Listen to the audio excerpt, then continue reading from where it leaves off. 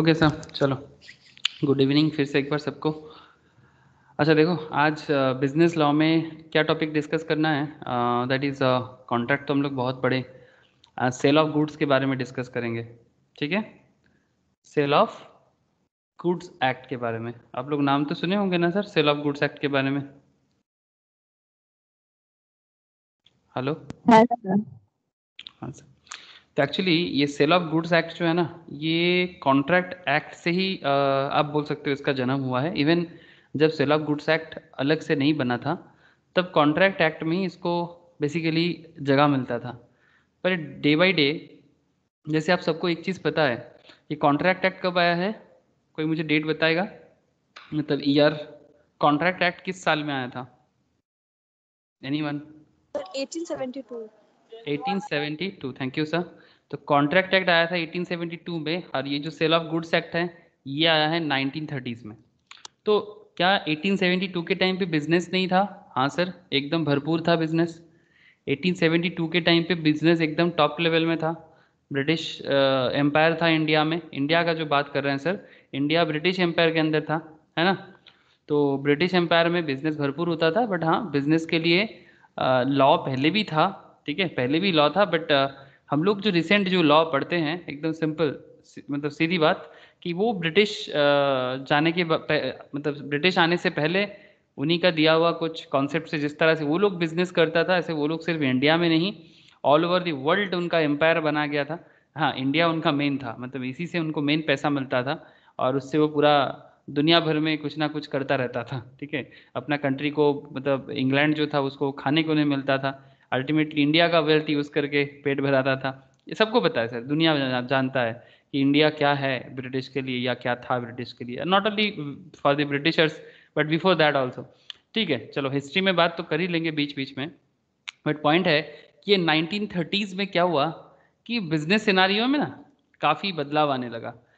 तो तब अलग से ना एक लॉ को बिल्ड किया गया, ठीक है। और ये लोग बिजनेस में इतना अच्छा होते हैं, मतलब ब्रिटिश लोग सीरियसली काफ़ी मॉडर्न लेवल में बिजनेस किया है रिसेंट टाइम पे। इसका मतलब ये नहीं सर कि भारत को बिजनेस करना नहीं आता। एक्चुअली हम लोग हमेशा 100 ईयर्स 200 ईयर्स का हिस्ट्री देखते हैं, बट अगर आप सीरियसली बताओ ना, अगर आप लास्ट 1000 ईयर्स का हिस्ट्री देखोगे या 2000 ईयर का हिस्ट्री देखोगे, लगातार 1000 साल तक, 1000 साल तक अगर कोई कंट्री सबसे रिचेस्ट एंड सबसे पॉपुलर हालत में रहा है ना, अगर थोड़ा बहुत अगर आप हिस्ट्री के जाओगे, तो भारत हमेशा आपको टॉप क्लास दिखेगा, स्पेशली इन बिजनेस। तो अपने आप को कम नहीं समझना है सर, ठीक है। तो आज मैं आप लोगों के साथ वही 1930 सेल ऑफ गुड्स एक्ट, इसको लाने के पीछे का क्या वजह था, कॉन्ट्रैक्ट एक्ट में ऐसा क्या प्रॉब्लम हो रहा था, मतलब ऐसा प्रॉब्लम, मतलब बिजनेस सिनेरियो कॉम्प्लेक्स बन रहा था, तो उसके लिए एक अलग से सेल ऑफ गुड्स एक्ट बनाया गया, जिसमें गुड्स जो है सर, उसको लेना देना को लेके ना काफ़ी ज़्यादा, मतलब इम्पैक्ट आ गया। तो उसको एक अलग लॉ बनाया गया और उसका नाम दे दिया गया sir sale of goods act 1930, simple, ठीक है। लेकिन इसका इनिशियल स्टेज से लेके कॉम्प्लेक्स मैटर तक बहुत सारा मैटर है। स्टार्ट तो करने से स्टार्ट कर लीजिए पहले, ठीक है। मैं स्क्रीन पहले शेयर कर लेता हूँ। स्क्रीन शेयर है सर, मुझे एक बार बताना।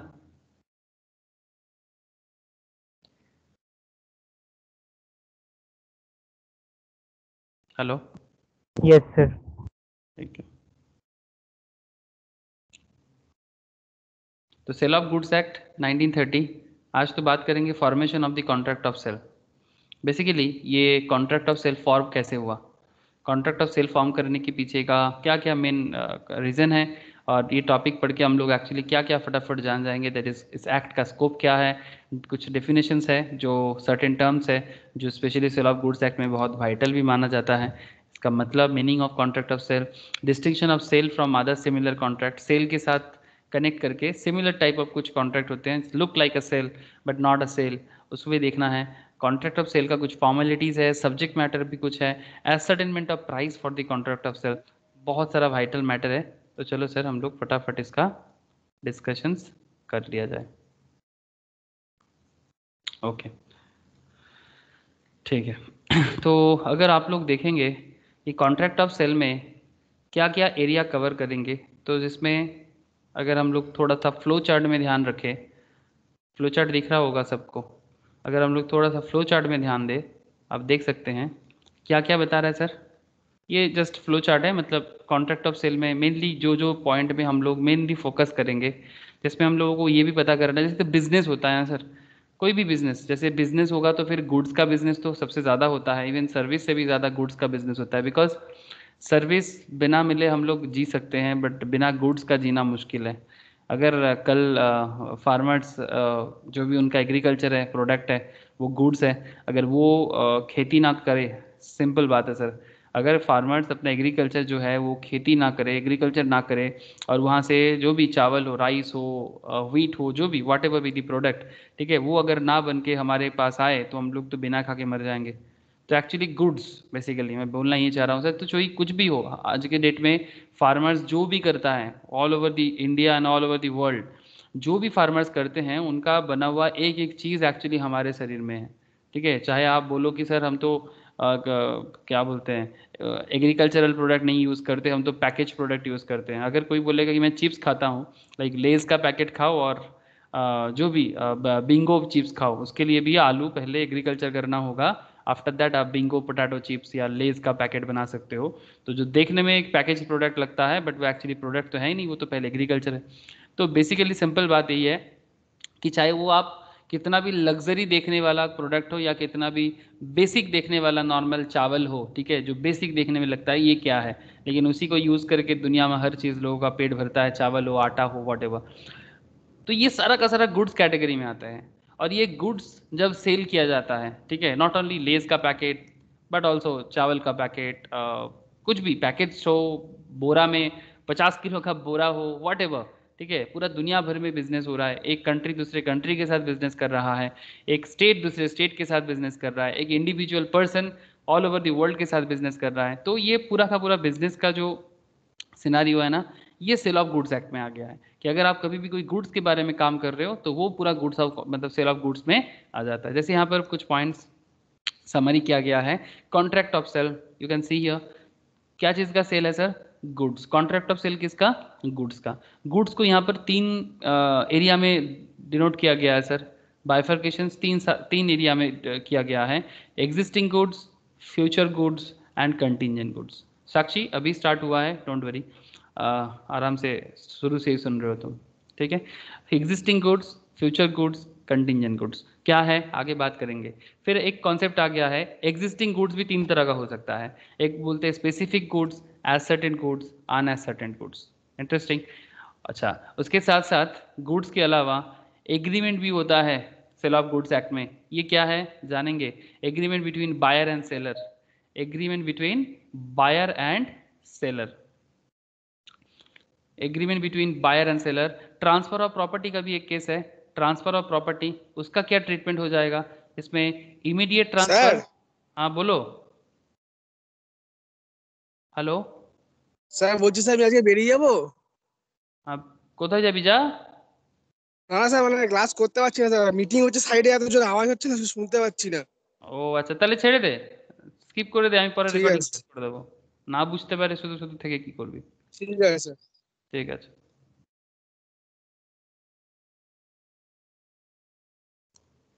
ओके। बाकी लोगों का तो मीटिंग में चिल नहीं चल रहा है ना सर, आई होप सब सुनाई दे रहा है। ये अभी तो चलेगा, वोट का माहौल है और हमारे देश का कल्चर है, ये तो होगा ही। Okay, transfer of property, immediate transfer और सेल, या फिर येट टू बी ट्रांसफर जिसको हम लोग बोलेंगे agreement to sell. Very interesting area, एक sale and agreement to sell के बीच में फर्क बहुत इंपॉर्टेंट माना जाता है। What is the difference between sale versus agreement to sell, sale versus agreement to sell. Wait कीजिए सर, डिटेल्स में एक एक करके बात करेंगे। उसके अलावा प्राइस कैसे, प्राइस का क्या मतलब है सेल ऑफ गुड्स एक्ट में, प्राइस में मनी कंसिडरेशन को किस तरह से देखा जाता है, and essential of valid contract, मतलब एक सेल ऑफ गुड्स एक्ट में जैसे कॉन्ट्रैक्ट में पढ़ते थे ना, एसेंशियल ऑफ वैलिड कॉन्ट्रैक्ट, जो लोग कॉन्ट्रैक्ट अभी नहीं पढ़े वो बाद में पढ़ेगा, don't worry. Essential of valid contract, उसमें सेल ऑफ गुड्स में क्या क्या कॉन्ट्रैक्ट को वैलिड माना जाता है, ठीक है। तो हमारा एकदम फ्रेश टॉपिक है, एकदम फ्रेश चैप्टर स्टार्ट हो रहा है, formation of contract of sale, जिसका ये है एक मतलब जो भी समरी है कि चलो सेल ऑफ गुड्स एक्ट में ये सब चीज़ें हम लोग डिस्कस करने जा रहे हैं। सर प्लीज़ थोड़ा बता दो, आप लोग कनेक्ट कर पा रहे कि नहीं कर पा रहे, तो फिर क्या होता है ना सर, समझ में आएगा कि हाँ आप लोग समझ पा रहे हो कि क्या पढ़ने जा रहे हैं, समझ में आ रहा है, एक बार फटाफट बता दो ना। यस नो, जो मर्जी बता दो। हेलो।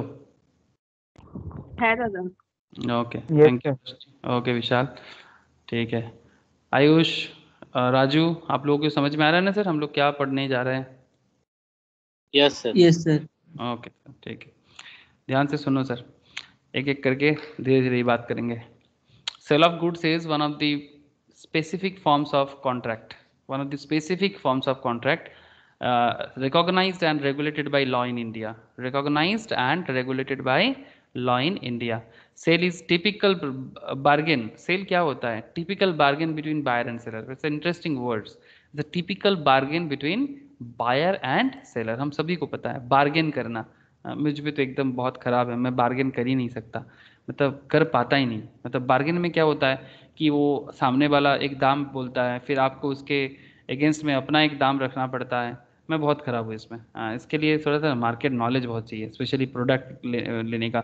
स्पेशली मैं किस बार्गेन के बारे में बात कर रहा हूँ, इट्स लाइक जैसे कि वेजिटेबल मार्केट, जो भी कपड़ा मार्केट, ठीक है, यहाँ पर जाके मैं देखता हूँ सबसे कलकत्ता में बार्गेन करके मार्केटिंग बहुत होता है। सीरियसली, हाथी बागान चले जाओ आप, धर्मतला चले जाओ, गोड़िया हाट मार्केट चले जाओ। अभी तो थोड़ा सा कोरोना के कारण थोड़ा सा मार्केट थोड़ा हल्का है, बट सीरियसली मतलब ग्लोरियस मार्केट कल्चर जो हम लोगों को देखने को मिलता है।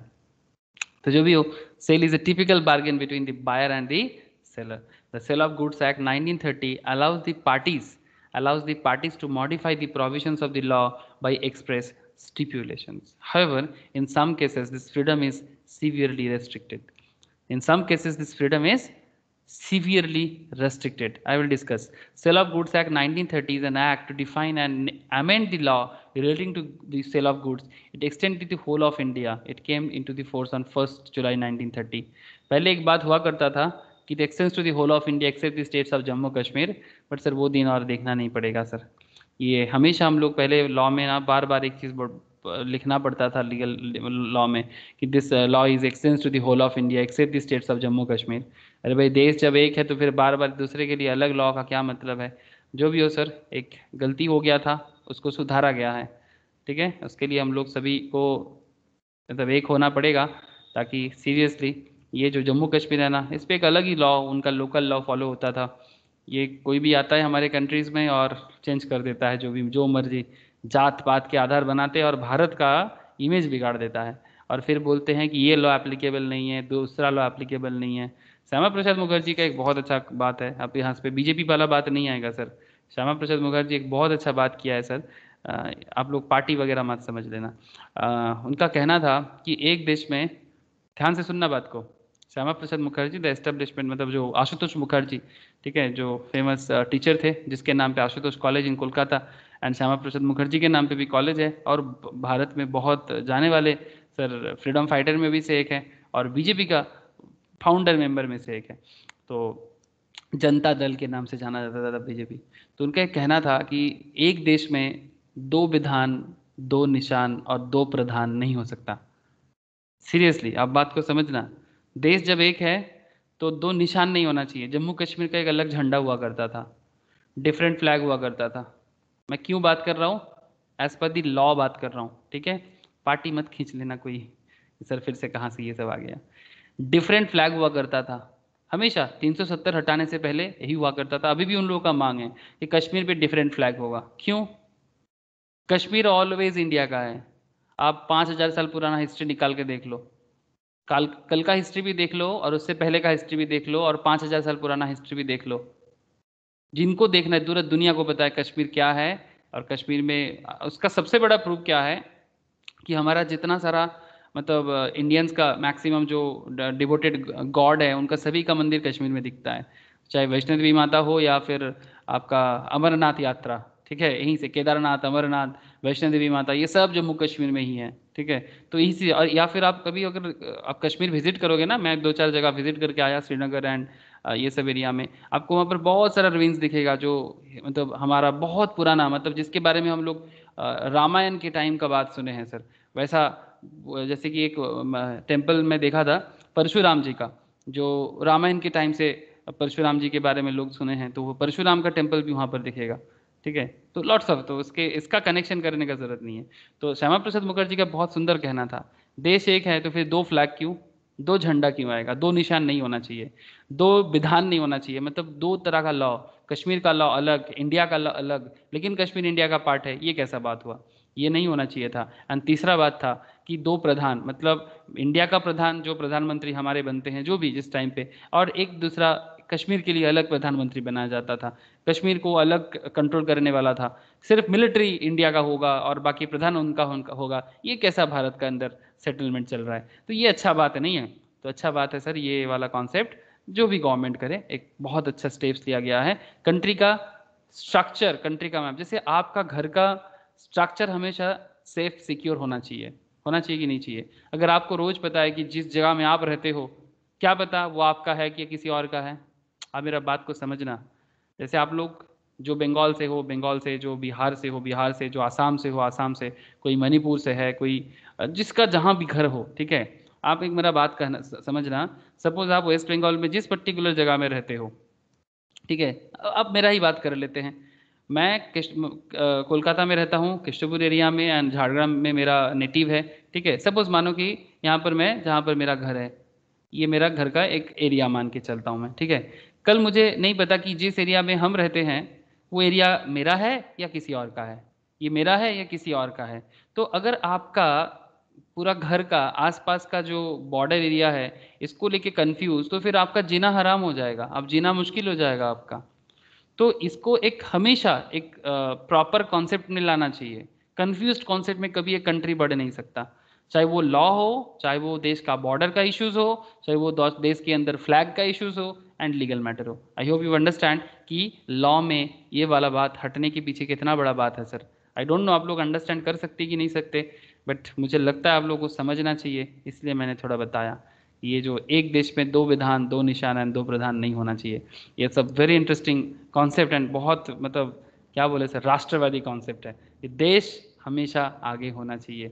इसीलिए पहले जो ये except the state of Jammu Kashmir हुआ करता था, हम लोग भी पढ़ते थे, आप लोगों के टाइम पे भी मोस्ट प्रोबेबली 370 हटाने से पहले बहुत लोग पढ़े होंगे, जो अगर कोई कॉलेज लेवल में पढ़ा है तो, ठीक है। तो ऐसा कॉन्सेप्ट पहले हुआ करता था, अभी नहीं है, ठीक है सर। बिकॉज जम्मू कश्मीर को अभी क्या कर दिया गया, दो अलग यूनियन टेरिटरीज में डिवाइड कर दिया गया, और जम्मू कश्मीर में वो 370 हटाने के बाद वो कंप्लीटली इंडिया का पार्ट बन गया, एक्सेप्ट वो वाला पार्ट भी, इंक्लूडिंग दैट पार्ट जो पार्ट कश्मीर मतलब पाकिस्तान अपने अंदर हड़प के रखा है।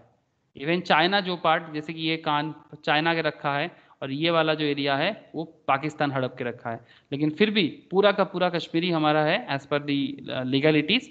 और इसको दो हिस्सों में, एक जम्मू के हिस्से में और एक लद्दाख के हिस्से में बांट दिया। तो लद्दाख एक अलग यूटीज हो गया और जम्मू एक अलग यूनियन टेरिटरीज हो गया। तो एक स्टेट था वो भी एक यूनियन टेरिटरी आ गया। और करेंटली भारत में स्टेट का संख्या हो गया 28 एंड यूनियन टेरिटरी हो गया 9, ठीक है। ओके सर, आप बोल रहे हो तो सुनना तो पड़ेगा, ठीक है सर, हम समझ गए, आप लोग समझ गए। स्कोप ऑफ द एक्ट, चलो सेल ऑफ गुड्स एक्ट का एकदम अंदर की बात में पहुंच जाए sir. The provisions of the act are applicable to the contract related to the sale of goods, which means movable properties. Simple बात है sir, movable properties, not the immovable, मतलब लैंड बिल्डिंग इस तरह का सेल का बात नहीं चल रहा है। मूवेबल गुड्स के ऊपर जो बात होता है ना सर, कोई भी चीज जो मूव कर सकता है। The act is not applicable for the sale of immovable properties like land, shop और हाउस एक्सेट्रा। ये जो एक्ट है ये जमीन को बेचने को लेके, शॉप को बेचने को लेके, हाउस को बेचने को लेके बात नहीं करता, बात को ध्यान रखना। The general provisions of the Indian Contract Act 1872 apply to a contract of sale of goods in so far as they are not inconsistent with the express provisions of the Sale of Goods Act. The expression used but not defined the Sale of Goods Act 1930 as defined in the Indian Contract Act. तो इसके बारे में जो भी expression है ये सबसे पहले तो हमेशा इंडियन कॉन्ट्रैक्ट एक्ट 1872 में ही बोला गया था, have the meaning assign to them in that act. इसके बारे में कॉन्ट्रैक्ट एक्ट में ही पहले बात रखा गया था। The customs and usages will be bind both the parties if these are reasonable and are known to the parties at the time of entering to the contract. मतलब जो भी सेल ऑफ गुड्स को लेके जो भी customs है, जो भी यूजेजेस है, ये बाइंड होता है दोनों पार्टीज में। मतलब एक बायर होगा, दोनों पार्टी मतलब हमारे यहाँ पर एक बायर और दूसरा सेलर। सेल ऑफ गुड्स का बात चल रहा है, एक बंदा खरीदेगा दूसरा बंदा बेचेगा, एक बंदा खरीदेगा दूसरा बंदा बेचेगा, है ना सर। दो पर्सन, एक पर्सन बाई करेगा, दूसरा पर्सन सेल करेगा। The customs and the usages will bind both the parties if these are reasonable. अगर वो जो भी बाइंड का जो भी कॉन्सेप्ट है वो अगर रीजनेबल है and are known to the parties at the time of entering to the contract. मतलब ऐसा नहीं कि बायर को पता ही नहीं कि सेलर क्या कर रहा है और सेलर को पता ही नहीं कि बायर क्या कह रहा है, ऐसा नहीं होना चाहिए। जो भी कस्टम्स है, जो भी शर्त है, जो भी कंडीशंस है, बायर सेलर दोनों को प्रॉपर वे में पता होगा, तभी जाके वो सेल ऑफ मतलब एग्रीमेंट बनेगा या उसके ऊपर कॉन्ट्रैक्ट बनेगा। ऐसे तो कॉन्ट्रैक्ट का जो बेसिक रूल है जो आप लोग पढ़ के थक गए होंगे। हाँ सर, कॉन्ट्रैक्ट का एक बेसिक रूल तो आप लोग जानते हो ना। कॉन्ट्रैक्ट का डेफिनेशन क्या है, कौन बताएगा सर? हाँ, ऑफर प्लस क्या होता है? ऑफर प्लस एक्सेप्टेंस क्या होता है सर, प्लीज बताना। ऑफर प्लस एक्सेप्टेंस एग्रीमेंट, और फिर से agreement enforceable by law contract. ठीक है सर। जो लोग कॉन्ट्रैक्ट का क्लास किए हो उनको तो पता ही है, जो नहीं किए हो उनके लिए मैं थोड़ा बोल दिया कि सर एग्रीमेंट जब एनफोर्सेबल बाय लॉ हो जाता है ना, एग्रीमेंट जब एनफोर्सेबल बाय लॉ मतलब लॉ उसको एक एनफोर्स करेगा, मतलब उसको मतलब एक तरह का जबरदस्ती नहीं बोल सकते, मतलब लॉ उसको बना रहा है सर कि आपके बीच में एग्रीमेंट था, आप कोई गुड्स खरीद रहे हो, आपको उसके बदले बिल मिला। ठीक है, सपोज आप फ्लिपकार्ट में ही कोई गुड्स खरीदने के लिए फ्लिपकार्ट में ऑर्डर किया सर, सिंपल बात बता रहा हूँ। आप फ्लिपकार्ट में कोई गुड्स खरीदने के लिए सपोज आप फ्लिपकार्ट में गए, फ्लिपकार्ट हो अमेजन हो, जो साइट पसंद है, आजकल बताने के लिए एग्जाम्पल बहुत मिल जाता है। ठीक है, क्या खरीदना है सर? पंखा नहीं, चलो कुछ और खरीद लेते हैं, लैपटॉप, हाँ सर जो खरीदना है खरीदो। चलो साउंड सिस्टम खरीद लेते हैं, सपोज आपको ये वाला साउंड सिस्टम लेना है। ठीक है, ये क्या नाम है कि आर्टिस, ठीक है, ये वाला साउंड सिस्टम आपको लेना है। तो ये साउंड सिस्टम आपको बाई करना है कहाँ से? फ्लिपकार्ट से। फ्लिपकार्ट कौन है? सेलर है बेसिकली। फ्लिपकार्ट बेसिकली कौन है आपके लिए? सेलर है। तो फिर आपके और फ्लिपकार्ट के बीच में एक एग्रीमेंट बनेगा। ऑफर यहाँ पर तो फ्लिपकार्ट ही कर रहा है, वो अपने वेबसाइट में इसको ऑफर कर रहा है ना। ऑफर क्या कर रहा है कि भाई 1169 में आप क्या लेके जाओ? ब्लूटूथ स्पीकर लेके जाओ। ठीक है, आप अगर इसको एक्सेप्ट करते हो, ठीक है, ये कौन बन गया सर? फ्लिपकार्ट कौन बन गया? सेलर बन गया। आप कौन बन गए सर? आप बायर बन गए। तो सेलर और बायर के बीच में क्या बना? एग्रीमेंट बना। ठीक है, ऑफर एक्सेप्टेंस हुआ। फिर जब आप खरीद लेते हो ना, फिर जब आप इसको खरीद लेते हो, ठीक है, जस्ट बाई कर लेते हो, तो आपके और फ्लिपकार्ट के बीच में क्या बन जाएगा? एनफोर्सेबल बाय लॉ का कॉन्ट्रैक्ट बन जाएगा। सेल ऑफ गुड्स एक्ट में भी वो वाला बात एप्लीकेबल होता है। और अगर मानो कि बाद में आपने पेमेंट कर दिया और फ्लिपकार्ट ने आपको प्रोडक्ट नहीं पहुंचाया, तो क्या आप फ्लिपकार्ट पे क्लेम कर पाओगे? आपने पेमेंट कर दिया पर फ्लिपकार्ट ने प्रोडक्ट नहीं पहुंचाया, या फिर फ्लिपकार्ट ने प्रोडक्ट पहुंचा दिया बट आपने पेमेंट नहीं किया, इवन आप प्रोडक्ट एक्सेप्ट भी कर लिए बट आप पेमेंट नहीं कर रहे हो, तो क्या फ्लिपकार्ट आपके अगेंस्ट में केस कर सकता है? हाँ सर, दोनों वाइस वर्सा। अगर आप पेमेंट नहीं करते हो, मतलब किसी का भी कोई काम अगर अधूरा रह जाता है कि प्रोडक्ट मिल गया लेकिन या तो फ्लिपकार्ट को पेमेंट नहीं मिला, या तो आप पेमेंट नहीं कर रहे हो कुछ भी, या फिर प्रोडक्ट आपको नहीं मिला, एनीथिंग, तो फिर क्या आप लोग उसके अगेंस्ट में केस कर सकते हो सेटलमेंट के लिए? हाँ सर, यस नो बताओ ना। Yes sir. यस हाँ सर, सर। सिंपल बात है, इसमें और क्या बड़ी बात है सर, एकदम पूरा केस कर सकते हैं। कंज्यूमर फोरम है, ठीक है, और ये सब बड़े ब्रांड जैसे कि फ्लिपकार्ट, अमेजन, इस तरह का कंपनी के अगर कोई भी प्रोडक्ट के साथ अगर ऐसा हो जाए ना कभी भी, तो उनके अगेंस्ट में तो बैडविल क्रिएट हो जाएगा, बिकॉज इतना मतलब मेहनत करके गुडविल बनाया अपना। ठीक है, एक चीज़ मुझे ऑनलाइन कंपनी का बहुत अच्छा लगता है, क्या चीज़ बोलो तो, आप लोगों को क्या अच्छा लगता है सबसे ज़्यादा?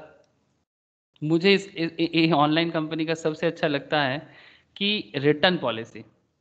अगर आपको पसंद नहीं आता है ना, ये सब देखो लीगल मैटर लिख के रखता है, रिटर्न पॉलिसी में मज़ा का बात है कि अगर कुछ प्रॉब्लम हो जाए, हाँ बहुत केस में वो बता के रखता है कि जैसे इलेक्ट्रॉनिक प्रोडक्ट्स में, लैपटॉप वगैरह में कुछ दिक्कत ज़रूर होता है, बट सबसे इंपॉर्टेंट थिंग कि सपोज मैं नॉर्मली क्या करता हूँ ना, पेमेंट पहले कर देता हूँ। मैक्स हमेशा से जब से मैं खरीदता हूँ, पेमेंट पहले कर देने का कुछ सुविधा है कि अगर मतलब कैश देना है ना बाद में, और उसका बाद में सेटलमेंट करने में ना थोड़ा टाइम लग जाता है।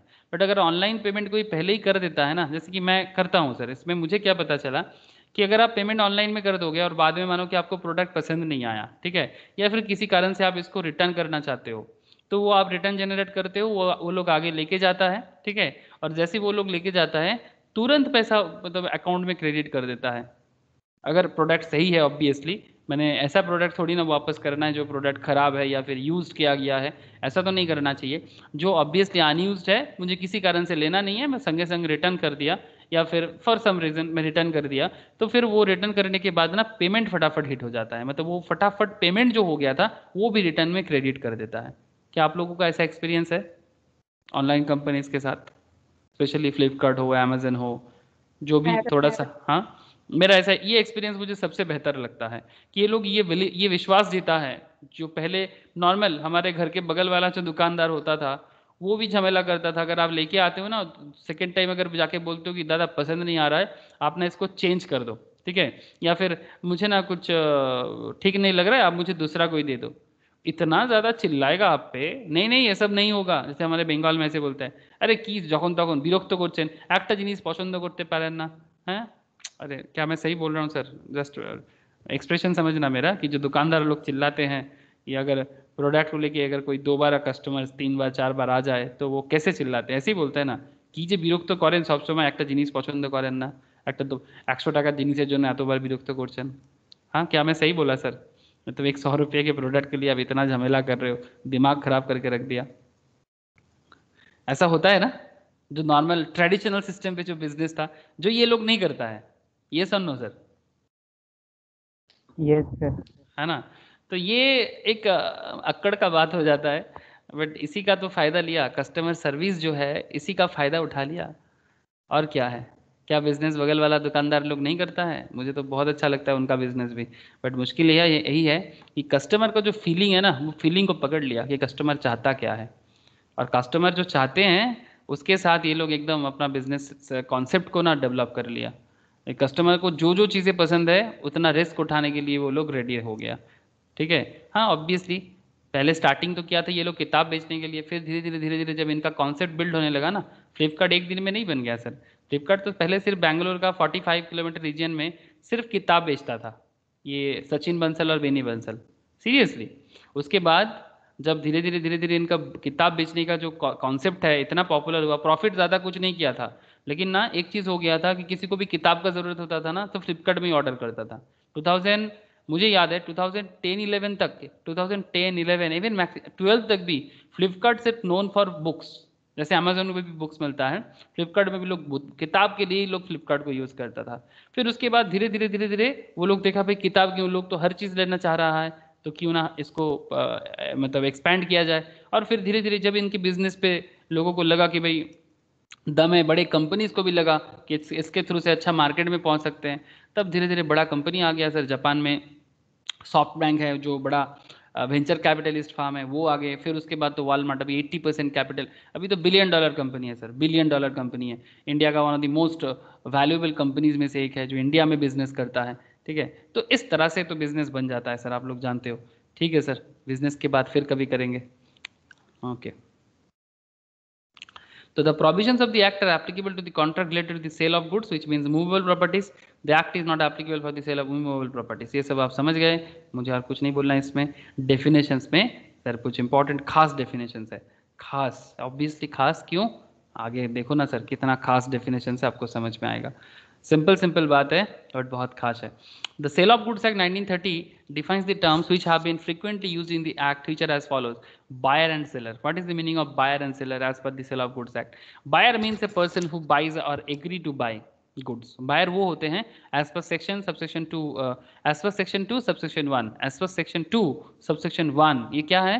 section 2 subsection 1 क्या है? सेल ऑफ गुड्स एक्ट का जो एक्ट है उसमें बताया गया है कि a buyer means a person who buys और एग्रीज टू बाई गुड्स, जो गुड्स खरीद रहा है या फिर गुड्स खरीदने के लिए एग्री कर रहा है, अभी नहीं बाद में खरीदेंगे। Seller means a person who sells और एग्रीज टू सेल गुड्स, अभी या तो अभी सेल कर देगा या तो फिर आपके लिए ऑर्डर ले रहा है कि हाँ हम लोगों के पास अभी नहीं है, हम आपको ला के देंगे। Agrees to sell goods, section 2 subsection 13, याद रखिएगा sir, section 2 subsection 1 and section 2 subsection 13। The two terms buyer and seller are complementary and represent the two parties to a contract of sale of goods. Both the terms are however used in sense wider than the common meaning. Not only the person who buys but also the one who agrees to buy is a buyer. Please point to be noted. जो by कर रहा है सिर्फ उसी को buyer नहीं बोलते, जो खरीदने के लिए वादा कर रहा है कि यस अगर आप मेरा प्रोडक्ट ला के दोगे तो मैं आपका प्रोडक्ट जरूर लूंगा, उसको भी सेल ऑफ गुड्स एक्ट बहुत ब्रॉड पैरामीटर में बोल रहा है। हम लोग नॉर्मली बायर मतलब उसी को समझते हैं जो खरीद रहा है, लेकिन बायर का मतलब सेल ऑफ गुड्स एक्ट उसको भी समझता है जो खरीदने का वादा करता है। वादा समझते हो ना, सिंपल बात है कि आप बनाओ मैं खरीदूंगा आपसे। सपोज आपका कोई कपड़ा का बिजनेस है, से फॉर एग्जांपल आप कपड़ा बनाते हो, जैसे इंडिया में गुजरात सूरत साइड में बहुत अच्छा कपड़ा का फैक्ट्रीज वगैरह है, सीरियसली नॉन भारत का मैनचेस्टर भी कहा जाता है, और कपड़े का हब है सर एकदम। इंडिया का कॉटन का प्रोडक्शन पूरा का पूरा कहाँ होता है आप लोग तो जानते ही हो, इंडिया का पूरा कॉटन हब माना जाता है सर। अहमदाबाद सूरत का जो एरिया है, डेक्कन ट्रैप आप लोग जानते हो? हाँ सर, डेक्कन ट्रैप भारत का जो पूरा का पूरा कॉटन का जो खेती होता है, कॉटन जानते हो ना सर, एग्रीकल्चर होता है कॉटन का। हाँ सर, आप लोगों को खबर है ना ये सब चीज़ें? ये जो एरिया है ना सर, स्पेशली दिस एरिया जान लो, ये जो एरिया है इंडिया का, ठीक है, महाराष्ट्र का कुछ एरिया, गुजरात का एरिया, मध्य प्रदेश का कुछ पार्ट्स लेके ना, ये ना सर कॉटन प्रोडक्शन के लिए जाने जाते हैं सर। और भी कुछ एरिया होगा, मैं तो बस कुछ एरिया ही कवर कर रहा हूँ। एंड उसके कारण ये जो सूरत एंड गुजरात का अहमदाबाद का कुछ एरिया है, यहाँ पर बहुत अच्छा कॉटन बनता है, मतलब कॉटन रिलेटेड प्रोडक्ट जिसको कपड़ा बोलते हैं हम लोग, ठीक है। तो सपोज मानो कि गुजरात में कोई कॉटन प्रोड्यूस करते हैं, आप कोलकाता में बैठ के इनके साथ, वेस्ट बंगाल में बैठ के आप डील कर रहे हो कि फ्यूचर में तुम्हारा जो भी कॉटन बनेगा उस कॉटन से कुछ प्रोडक्ट हम अपने बिजनेस के लिए यूज करेंगे, काइंड ऑफ दैट, ठीक है। तो अगर आप ऐसे कॉन्सेप्ट के साथ उनके साथ डील कर रहे हो, अभी नहीं फ्यूचर में होगा, लेकिन कॉटन प्रोड्यूस हो रहा है, कॉटन बन नहीं गया सर, कॉटन तो अभी भी एग्रीकल्चरल स्टेज में है, लेकिन आप उनके साथ डील कर लिए, गुजरात वाले जो कॉटन प्रोड्यूसर है उनके साथ अभी से आप डील कर रहे हो। अब एग्रीज टू बाई कर रहे हो, मतलब आप बोल रहे हो कि हम लेंगे, अब ले नहीं लिए, आप बोल रहे हो कि एग्री कर रहे हो कि हमको लेना है बोल के, ठीक है। तो इसको भी सेलर एंड बायर के कॉन्सेप्ट में ट्रीट किया जाता है। वेरी इंटरेस्टिंग कॉन्सेप्ट, आई होप आप समझ पा रहे हो।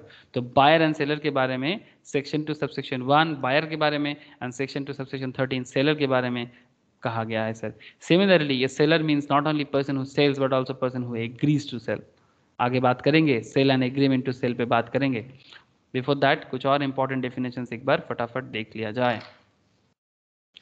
हाँ सर, एकदम सर समझ में आ रहा है कि नहीं, एक बार बोलो ना, समझ पा रहे हो ना sir? Sale of goods act में इंपॉर्टेंट एरियाज, हाँ हेलो, कॉन्सेप्ट दिमाग में जा रहा है?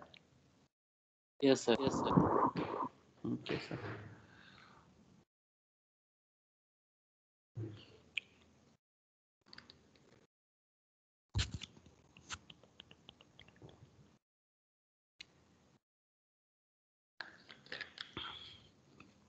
Now sir next point is sir goods. Sale of goods को लेके बात है। गुड्स का डेफिनेशंस क्या है? What is goods? Point to be noted sir, VVI point है sir, goods in sale of goods act, VVI भी पॉइंट है। क्यों सर? देखो तो सही क्यों, फिर पता चलेगा। Goods means every kind of movable property. Goods का क्या मतलब बताता है? Every kind of movable property other than actionable claim. Sir actionable claim क्या होता है? And money. Sir actionable claim kind of ऐसा, एक्शनेबल क्लेम का मतलब समझा देता हूँ मैं आपको। सपोज मानो कि अगर आपके घर में आप किसी को रेंट पे रखते हो, बात समझना सर, आपके घर में आप किसी को रेंट पे रखते हो तो उनसे रेंट पाना आपका हक है, यस और नो? अगर आप किसी को रेंट पे, मतलब जो आपका टेनेंट है, उनसे रेंट पाना आपका हक है कि नहीं है? Yes sir. है ना? तो आप उसका क्लेम कर ही सकते हो, इसलिए उसको एक्शनेबल क्लेम बोल सकते हो। आपका कुछ इंश्योरेंस किया हुआ है, ठीक है, आपने कुछ इंश्योरेंस करके रखा, प्रीमियम भर रहे हो, और आपका जो भी सपोज फायर इंश्योरेंस था, कार इंश्योरेंस था, एक्सीडेंट इंश्योरेंस था, तो जो भी कॉन्सेप्ट में आप प्रीमियम भरे थे आपने भरा, और एक्चुअल में वो दिन भी आ गया जिस दिन का आपको वो इंश्योरेंस का ज़रूरत पड़ गया। अब एक्शनेबल क्लेम, एक्शन लगा के क्लेम करोगे कि भाई मेरा एक्सीडेंट का इंश्योरेंस था, मेरा एक्सीडेंट हो गया, मुझे दो, ठीक है, इट्स लाइक दैट, ठीक है। तो क्या बता रहे हैं sir, goods means every kind of movable property, but sir actionable claim को गुड्स में काउंट नहीं किया जाता। सर मनी, करेंसी जो होता है, मनी मतलब सर जिसको देख के हम सब कोई, ऐसा कोई लोग नहीं है जो मनी देख के खुश नहीं होता। मैं बहुत गलत तो नहीं बता दिया सर? इंडियन करेंसी जो भी करेंटली चल रहा है आजकल, तो पैसा ऑनलाइन में ही बड़ा रहता है सर सबका, काफ़ी चेंजेस हो गया है मनी का कॉन्सेप्ट, धीरे धीरे वही हो जाना चाहिए। ये हाथ में जो मनी का कॉन्सेप्ट है ना, ये चेंज हो जाना ही अच्छा है सर, इसमें ज़्यादा कुछ अच्छा बात नहीं है। हाँ सर, देखो देख के क्या सबका मन में चल रहा है ना, मतलब सभी का sir including me, feel good आ रहा है क्या भाई, इतना पैसा अगर मेरे पास आ जाए तो मैं क्या करूँगा। क्या मैं गलत बोल दिया सर या सच बोला? बोलो। पैसा देख के खुशी सबको आता है, ओके। प्रोडक्ट इकोनॉमिकली इतना एक साइकोलॉजी देता है ना सबको, मतलब फील गुड क्यों होता है? अभी पैसा आ जाए ना तो दुनिया में हर चीज़ कर सकता। इवन हम लोग भी झगड़ा करते करते ना सबको एक चीज़ बताते हैं कि भाई दुनिया में ना कुछ नहीं है, जिसके पास पैसा है वही सब कुछ है। मतलब आजकल तो रिश्तेदारी भी कुछ नहीं होता, प्यार मोहब्बत भी खत्म हो जा रहा है इस दुनिया से, जिसके पास पैसा है। लोग ऐसा कहते हैं, मैं ऐसा नहीं मानता सर, एकदम नहीं मानता, लोगों का मानना है और दुनिया में चल रहा है ऐसा कि पैसा इज एवरीथिंग लाइक दैट, ठीक है। तो पैसा तो सर जीने के लिए जितना ज़रूरी है वो तो चाहिए सर, और जो जितना मेहनत करेगा उसको तो उतना पैसा मिलेगा। इट्स डिपेंड कि मार्केट में पैसा जो है ना सर, ये मार्केट में पड़ा हुआ है सर, ठीक है। अब as per your knowledge, as per your talent आपको कमाना है सर। कोई बोलेगा सर हम 2 नंबर ही करेगा, वो भी एक टैलेंट है। 2 नंबर ही मतलब इलीगल वे, जिस वे में सरकार या सोसाइटी जाने को मना करता है।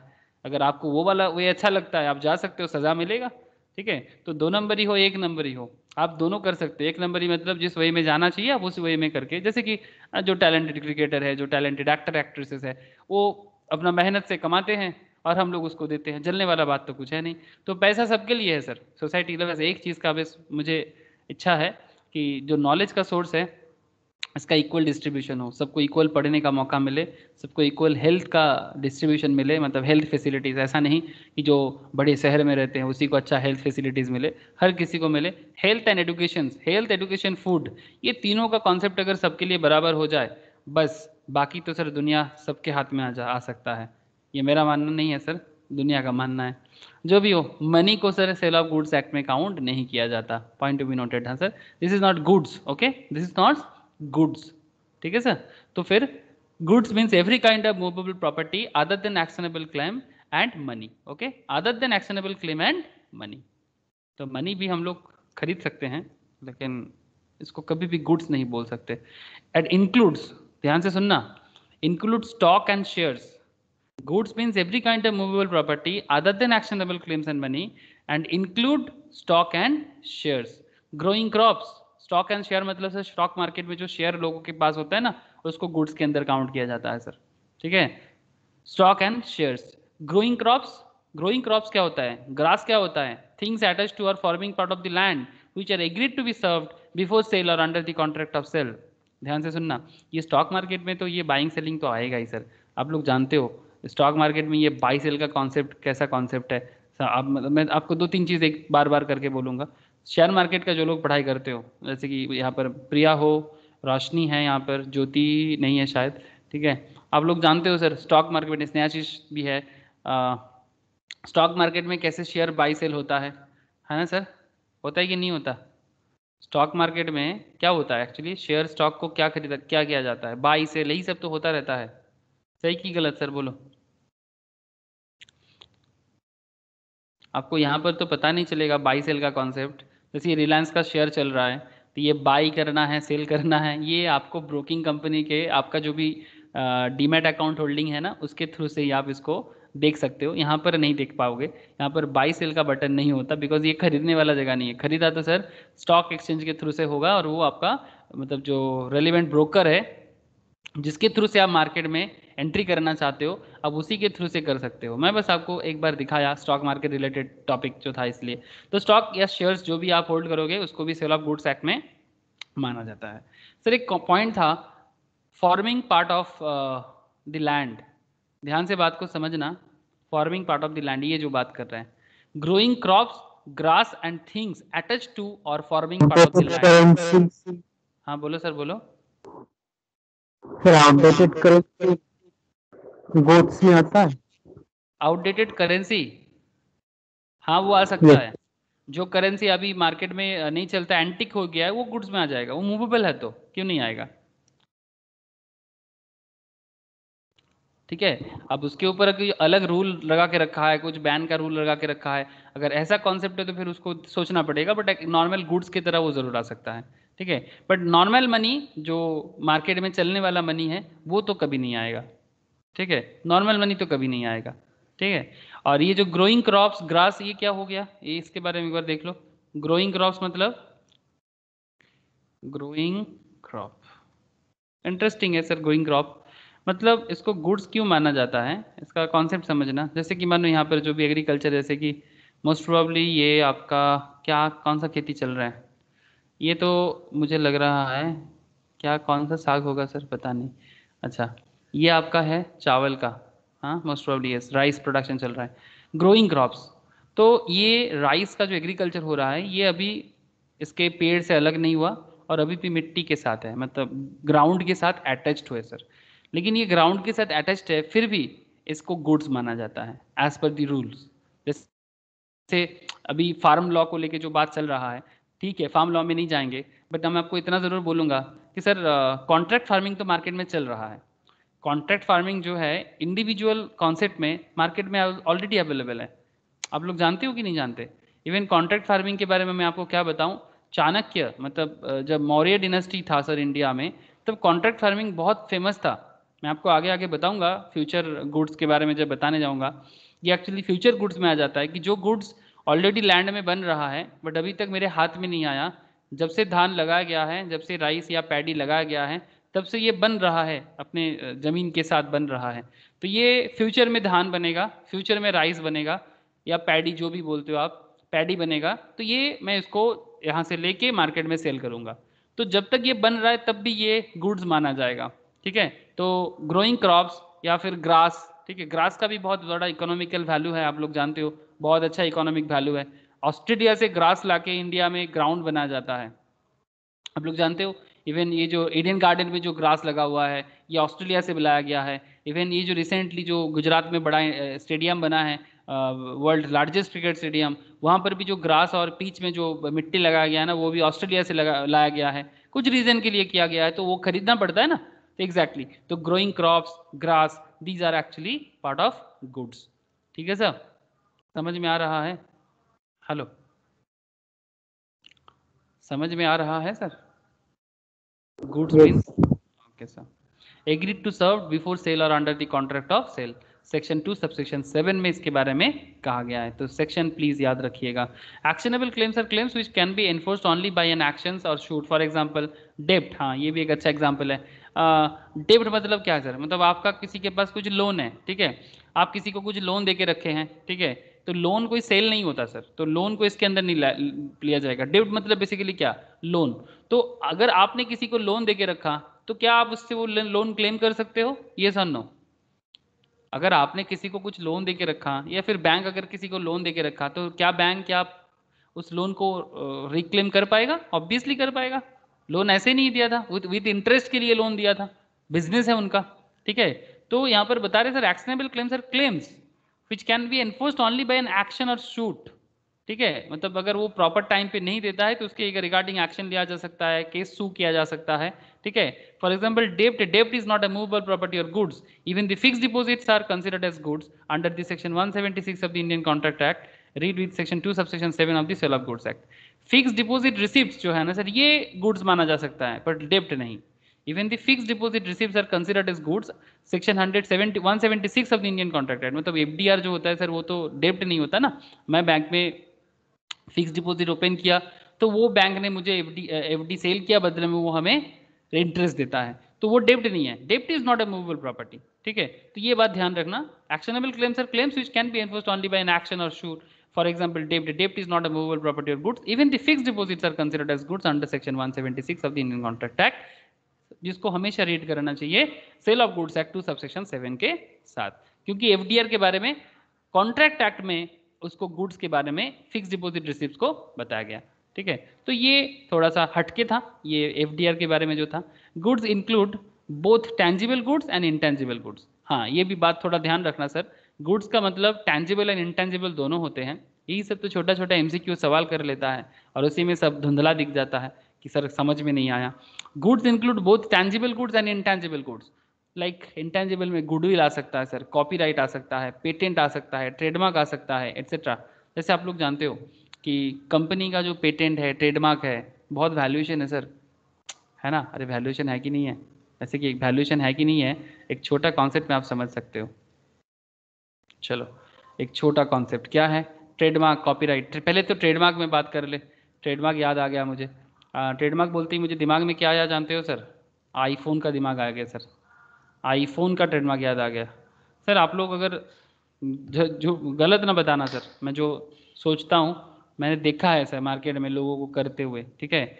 आईफोन जिसके पास होता है, ये देखो सर, हमेशा ना इसका बैक कवर के साथ, मतलब जो भी इसके बैक साइड में जो लोगो है ना आईफोन का, इसको लेके लोगों के मन में ना बड़ा इमोशन चलता है, if I am not very wrong. हाँ सर, इसको लेके लोगों का इमोशंस बहुत है। इवन मैंने देखा जो लोग आईफोन यूज़ करते हैं या फिर जो करना पसंद करते हैं, एक आजकल पता नहीं सर, बट एक टाइम में देखता था जब मैं बहुत ज़्यादा रास्ते वगैरह में किसी काम के सिलसिले में घूमता था, वट एवर जो भी रीज़न था, तो मैं देखता था कि हाथ में फ़ोन है लेकिन फ़ोन को ऐसे करके रखेगा या फिर पॉकेट में फ़ोन रखेगा, बट जैसे कि ये एप्पल दिखना चाहिए कि भाई देख भाई मेरे पास एप्पल का फ़ोन है। क्या मैं सही बोल रहा हूँ सर, बताना? मतलब हाँ ना, जो भी सोचते हो प्लीज़ बताना। या फिर दोस्त के पास है, वो आपको फ्रंट स्क्रीन से ज़्यादा बैक स्क्रीन दिखाने का कोशिश करेगा। यस सर, यस सर, ठीक आजकल है। केस भी बिक्री होता है।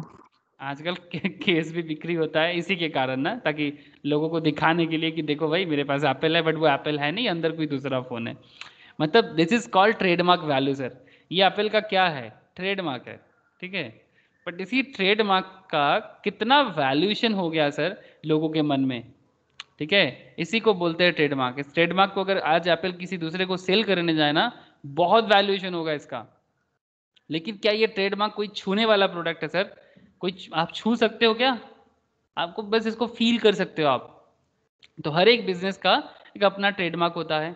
कॉपीराइट में क्या हो जाएगा? कॉपीराइट बेसिकली किसी किताब का हो सकता है, मूवीज का हो सकता है, ठीक है।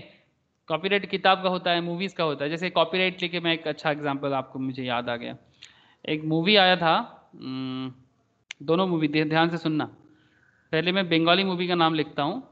मूवी का नाम है रामधनु। क्या लिखा सर? रामधनु। बहुत अच्छा मूवी है सर। ये मूवी का जो स्टोरी है, ये बेसिकली एक बच्चे का एडुकेशन के ऊपर बना हुआ है। नेशनल अवार्ड विनिंग मूवी है सर, नंदिता रॉय एंड शिव प्रसाद मुखर्जी का। बंगाली मूवीज है। रामधनु बोल के मूवी का नाम रखा गया था, जिसका मेन कॉन्सेप्ट ये था कि एक बच्चा का एडुकेशन को लेके कॉन्सेप्ट ये बना था कि बच्चा कितना बड़ा इंग्लिश मीडियम स्कूल में एडमिशन करा रहे हैं। मतलब main education is not important, हमेशा कितना बड़ा स्कूल है, उसमें चांस मिलेगा कि नहीं मिलेगा, इसको लेके उसका पेरेंट्स उसका जो बचपन छीन लेता है ना, उस पर उस बच्चे के अंदर जो जो इफेक्ट आता है, ठीक है, कि स्कूल अच्छा नहीं है तो क्या होगा, कॉलेज अच्छा नहीं है तो क्या होगा। ऐसा लगता है कि जैसे जिंदगी जैसे सब खत्म हो गया लाइफ का। मतलब इतना भगवान इतना बड़ा वर्ल्ड दिया है देखने के लिए, इतना बड़ा भारत दिया है, उस सब में किसी को कोई दिलचस्पी नहीं है। एक स्कूल और कॉलेज का बिल्डिंग के ऊपर ही जिंदगी बीत जाता है लोगों का, काइंड ऑफ दैट। तो इसके ऊपर ये मूवी बना हुआ है सर। कॉपीराइट के बारे में बात करें तो फिर रामधनु का स्टोरी क्यों बोल रहे हो? वेट साहब, हिंदी में एक मूवी हुआ था इसी मूवी की तरह, अगर आप लोगों ने देखा है तो कोई बता सकता है सर मूवी का नाम?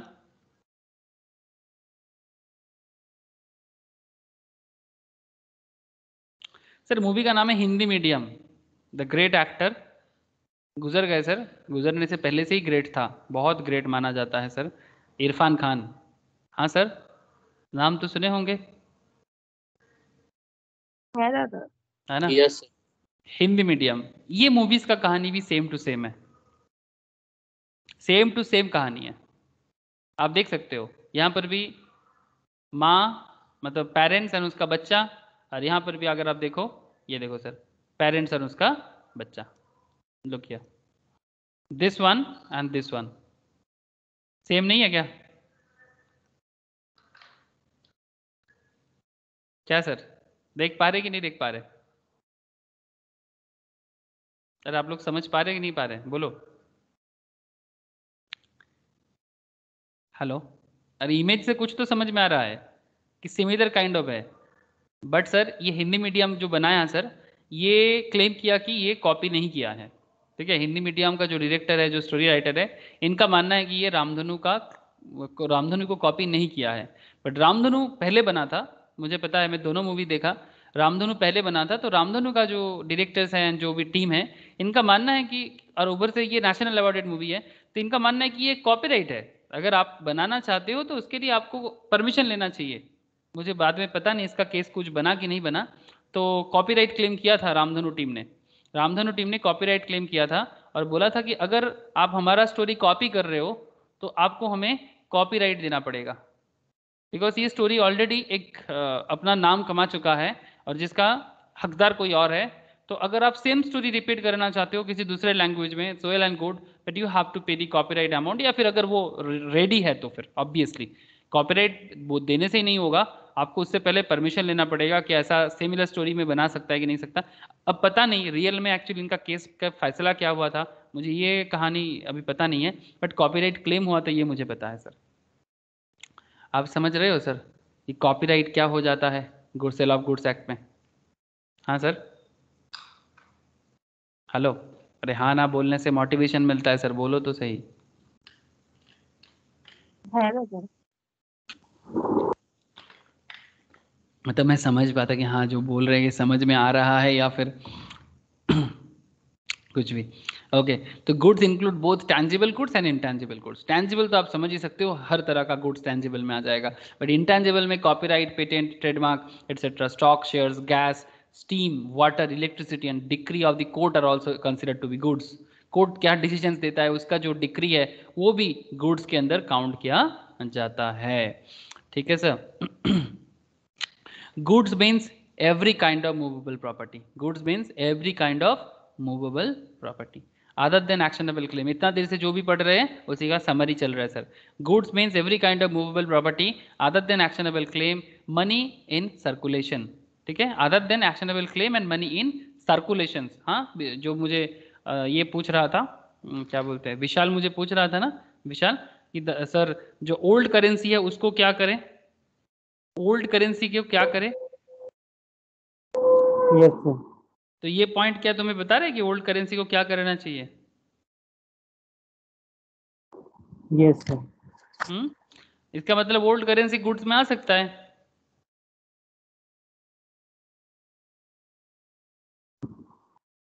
ठीक है, इसका मतलब क्या हो गया? ये आराम से आ सकता है। Next, also include. अच्छा, गुड्स के अंदर और क्या क्या इंक्लूड हो सकता है? गुड्स के अंदर क्या क्या इंक्लूड हो सकता है? स्टॉक्स एंड शेयर आ सकता है, ग्रोइंग क्रॉप्स आ सकता है, grass and things attach to or forming part of the land which agreed to be severed. ये सारा का सारा चीज गुड्स के अंदर इंक्लूड हो सकता है। क्लासिफिकेशन ऑफ गुड्स को हम लोग कुछ इस तरीके से हम लोग मतलब डिवाइड कर सकते हैं। गुड्स को हम लोग ऐसे करके बाइफर्केट कर सकते हैं। एक existing goods, future goods, contingent goods. Point to be noted sir, बहुत इंटरेस्टिंग है। Existing goods, future goods, contingent goods. Existing goods को तीन तरह से हम लोग तोड़ सकते हैं, स्पेसिफिक, एज सर्टेन, अनसर्टेन। जल्दी जल्दी बता दो सर क्या क्या है। ओके सर, चलो जल्दी जल्दी बता देते हैं आपको। एग्जिस्टिंग गुड्स का क्या मतलब है, फटाफट सुन लो। What is the meaning of existing good? Example भी बताएंगे, डोंट वरी। Existing goods क्या है? Existing goods are such goods are in existence at the time of the contract of sale. That is, those owned and possessed or acquired by the seller at the time of contract of sale. Section 6 बताते हैं sir. कौन बताते हैं existing goods के बारे में? Section 6।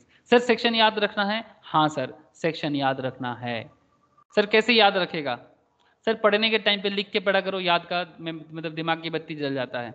पढ़ने के टाइम पे लिख लिख के पढ़ा करो, दिमाग की बत्ती जल जाता है, ज़्यादा याद रहते हैं। तो जब भी कोई भी चीज़ पढ़ा करते हैं ना, सुनना बहुत अच्छा है, स्टोरी वाइज उसको दिमाग में रखना भी बहुत अच्छा होता है, बट साथ में अगर उसको लिख लिया करो ना तो ज़्यादा मेमोरी में स्टोर करने का ताकत आ जाता है सर। सॉफ्टवेयर इसी तरह से बना हुआ है। ठीक है, अब हाँ किसी का सॉफ्टवेयर काफ़ी अच्छा रैम वाला है तो फिर वो सुन के याद रख लेगा। किसी का सॉफ्टवेयर का रैम अगर मतलब अगर उतना तेज काम नहीं करता, प्रोसेस करने में टाइम लगाता है, तो फिर उसको लिख लेना पड़ेगा। ठीक है, वो डिपेंड करता है किसका सॉफ्टवेयर बचपन से कैसे बना है। हाँ सर, आप लोग आजकल तो सब कंप्यूटर जमाने का हो ना सर, इसलिए मैं आपको रैम रोम से ही बताने का ज़रूरत समझ गया। ओके सर, तो जैसे मेरा दिमाग बहुत तेज कम है सर, तेज एकदम नहीं है, मैं भूल जाता हूँ, इसलिए लिख लेना पड़ता है या जो भी हो, ठीक है।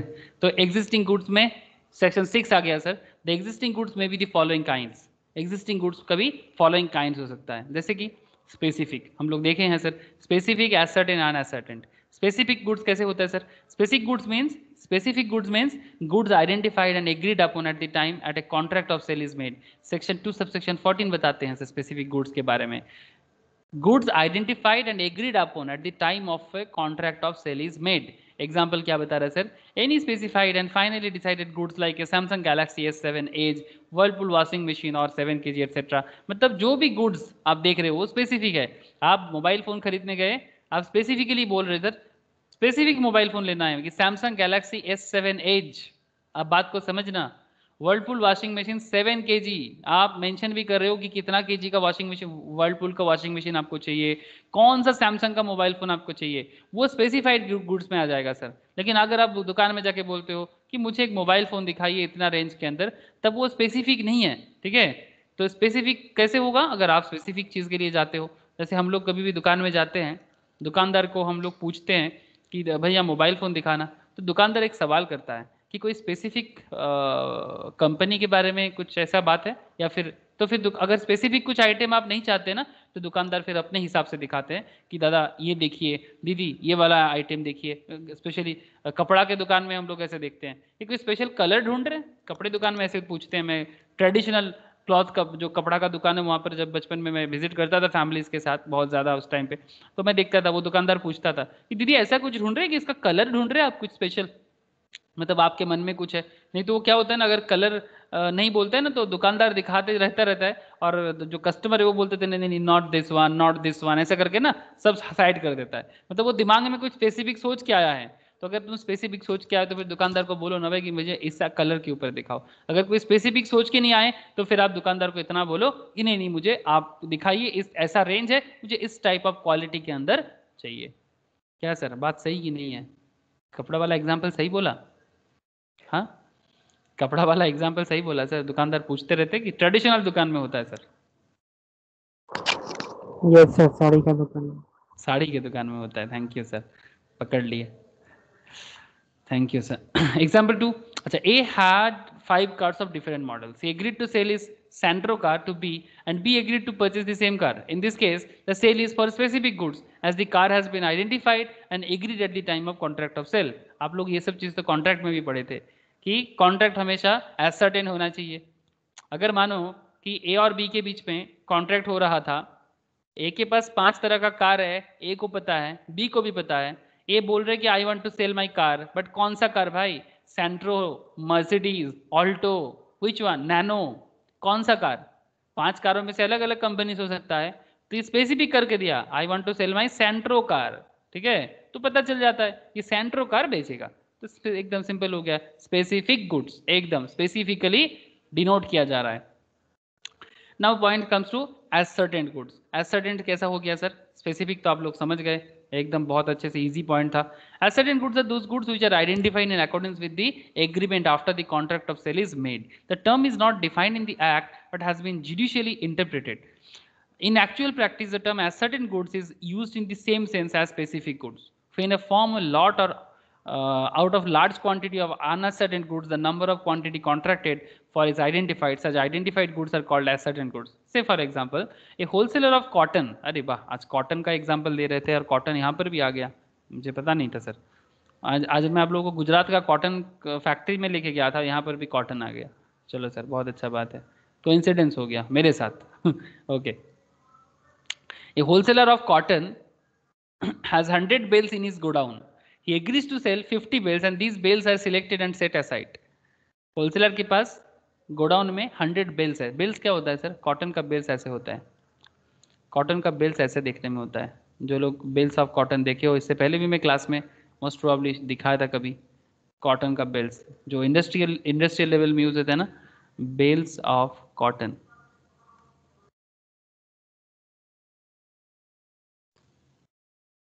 ऐसे देखने में होता है सर बेल, मतलब इसको रोल भी बोल सकते हो आप, बट काइंड मतलब कुछ इस तरह का देखने में होता है कॉटन बेल्स। फैक्ट्री में ऐसे होता है, फिर इसी को प्रोसेस करके उससे जो भी मतलब थ्रेड वगैरह बना जाता है, या फिर जो एज पर डिपेंड जो भी कपड़ा इंडस्ट्री है उसके हिसाब से ऐसे होता है, इसको बोलते हैं बेल्स ऑफ कॉटन। ठीक है, ओके सर, देख पा रहे हो ना सर, समझ रहे हो बेल्स ऑफ कॉटन?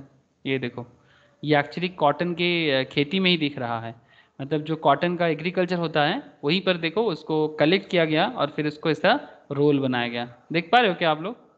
हाँ, ये कॉटन का ही एग्रीकल्चरल लैंड है, आप पेड़ देख सकते हो यहाँ पर।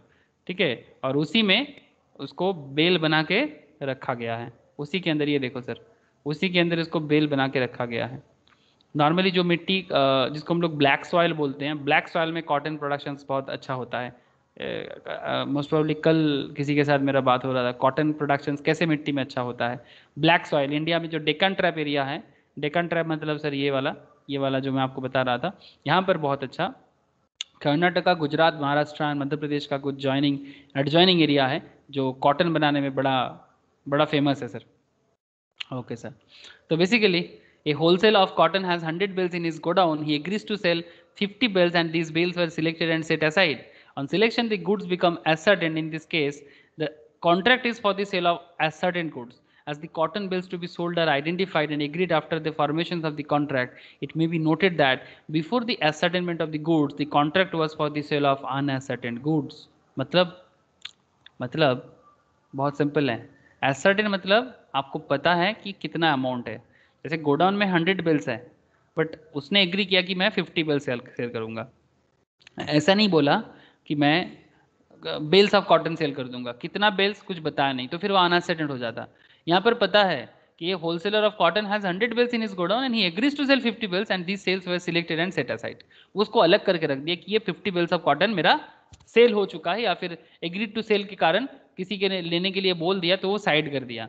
ऑन सिलेक्शन जैसे ही वो 100 बेल्स में से जैसे ही वो 50 बेल्स को सेट असाइड कर दिया ना, द गुड्स बिकम एसर्टेंट हो जाता है। बट जब तक पता नहीं चलता, बेल्स ऑफ कॉटन का तो ऑर्डर है बट कितने का ऑर्डर है ये नहीं पता, तब तक ये अनएसर्टेंट हो जाता। समझ में आ गया ना सर? एसर्टेंट और अनएसर्टेंट में फर्क। बेल्स ऑफ कॉटन का ऑर्डर है बट कितने का ये जब तक पता नहीं चलता वो अनएसर्टेंट है, पर जैसे ही पता चल गया और सेट असाइड हो गया तब से वो क्या बन गया? एसर्टेंट बन गया। समझ में आ रहा है सर? फटाफट बोलो ना, समझ में आ रहा है? Yes sir. Okay. Unasserted goods are the goods which are not specifically identified or ascertained at the time of making of the contract. They are indicated or defined only by description or sample. जैसे कि if A agrees to sell to B 1 packet of salt out of the lot of 100 packets lying in his shop, it is sale of unascertained goods because it is not known which packet is to be delivered. अरे भाई टाटा नमक चाहिए, अंकुर नमक चाहिए, आशीर्वाद नमक चाहिए, पता नहीं सर, नमक मांगा है बट कौन सा नमक बोला नहीं है। As soon as particular packet is separated from the lot, अगर हाँ वो लॉट से अगर कोई पैकेट को सेपरेट कर दिया जाए, it becomes ascertained और स्पेसिफिक गुड्स। पहले वो लॉट में जब तक होता है ना वो अनएसर्टेंट ही रह जाता है, लॉट से अलग कर दो तो एसर्टेंट हो जाता है। ठीक है, मतलब भीड़ से अलग करना है बेसिकली। किससे अलग करना है? भीड़ से अलग करना है। Example 5. X has 10 horses. He promises to sell one of them but does not specify which horse he will sell. मतलब white horse, black horse या फिर ब्राउन हॉर्स, कुछ तो बताओ सर।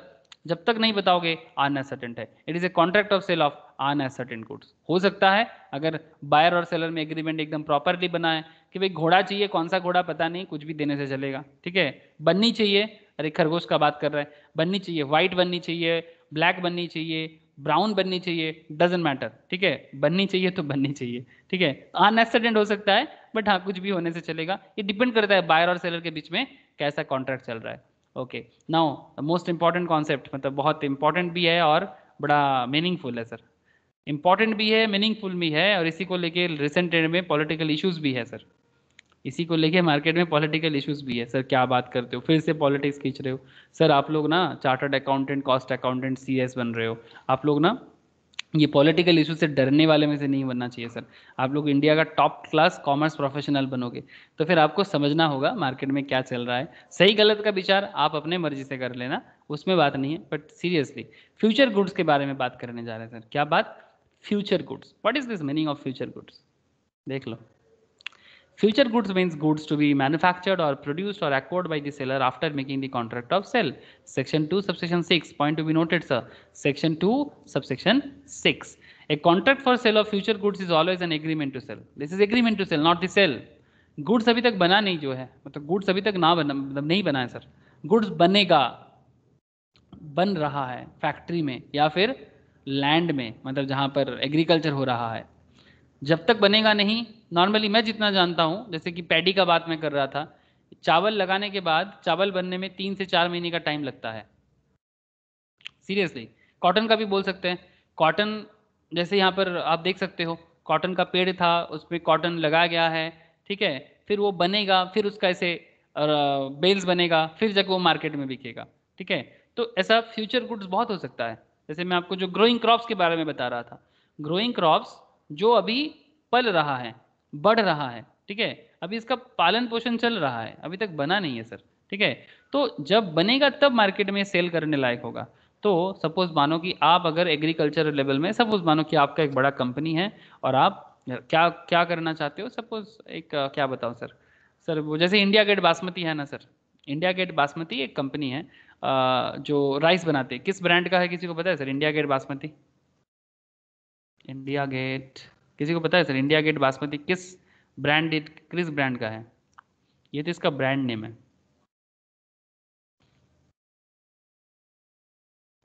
ये किस ब्रांड के अंदर आता है सर?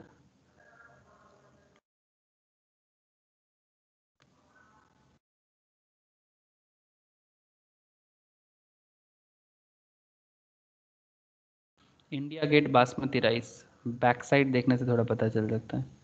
बैकपैक देखते हैं. इंडिया गेट बासमती राइस,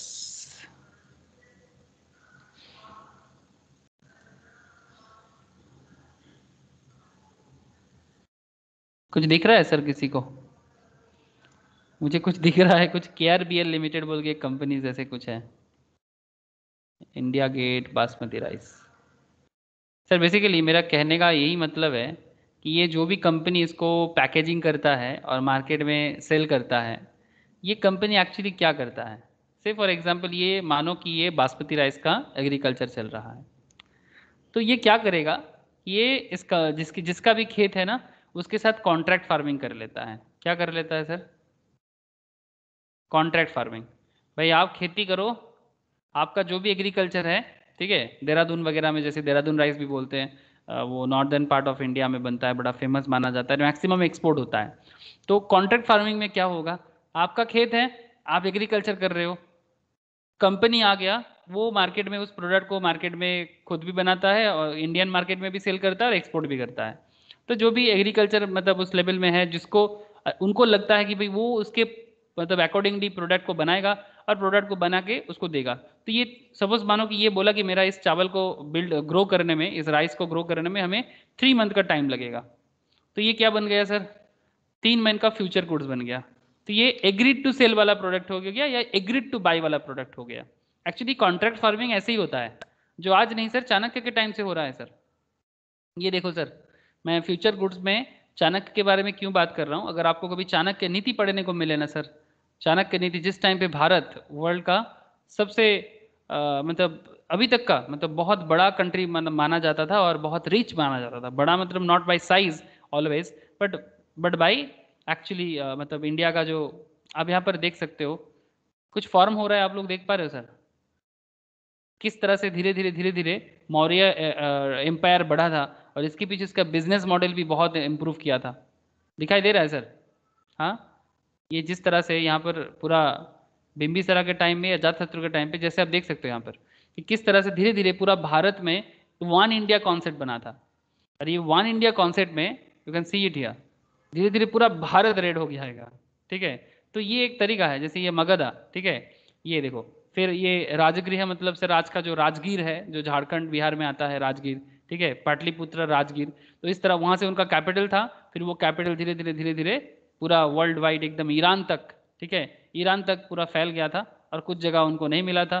तो इस तरह से धीरे धीरे बना था. फिर बाद में कंप्लीशन जब हुआ सर, कुछ ऐसे, look at this, Maurya empire, Maurya जो एम्पायर है मतलब जो चंद्रगुप्त मौर्य एंड आपका उसके बाद सम्राट अशोका ने जो एम्पायर बनाया था वो एकदम इंडिया से एकदम ईस्ट से लेके मतलब आज का जो मणिपुर नागालैंड का जो एरिया है वहाँ से लेके अप टू आपका इधर अफगानिस्तान यानी ईरान तक विस्तृत था सर।